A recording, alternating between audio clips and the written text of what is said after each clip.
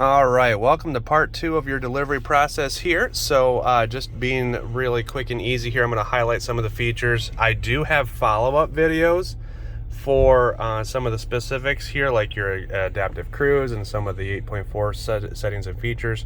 Let me know if you want me to send you additional links for those. So starting right here, you've got your adaptive cruise setup that's going to be specifically set next to the standard cruise. You have to turn the adaptive cruise on and use the set button while using the adaptive cruise when you set your specific speed. Again, I have an additional video that gives a live test of that, so let me know if you want to know more. So here's your center stack setup. We've got the 8.4 touchscreen, complete with navigation down here at the bottom. You can check out your map anytime. They do not charge you for updates on that, and it will continue to update for the next 5 years per the model year and at point of purchase. So you're going to be looking at 2026 by the time this stops updating the maps. So, and you can continue to get updates after that if you want. So going into the controls here, it's your heated seats, heated steering wheel. You do also have the hard button set up down here in order to be able to utilize that, so you don't necessarily have to be on this screen. But nice little fun feature here.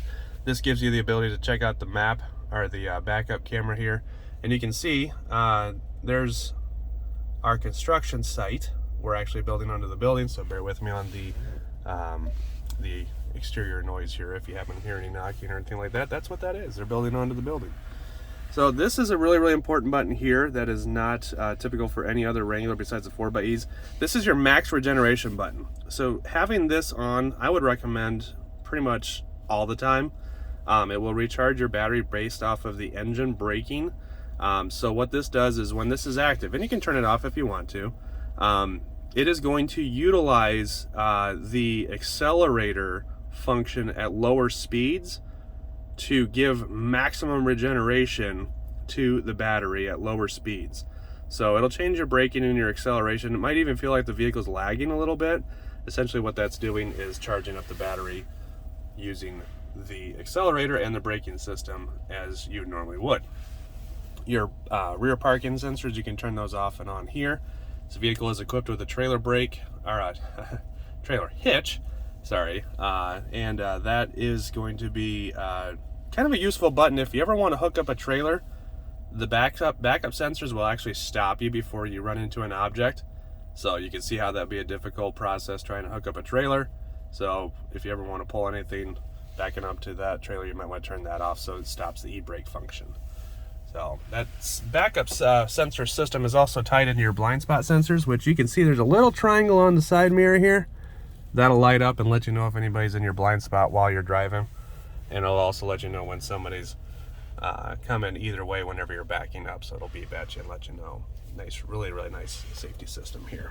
So you got your 12-inch, or your, sorry, I saw the 12 Pop Rocks radio station on there.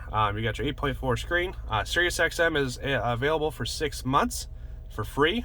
You can always sign up and have a subscription at that point.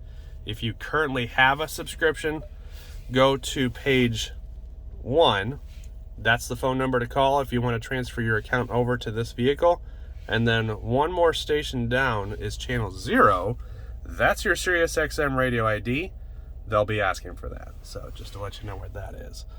You can also dual screen your navigation and on your radio system information too, if you really wanted to.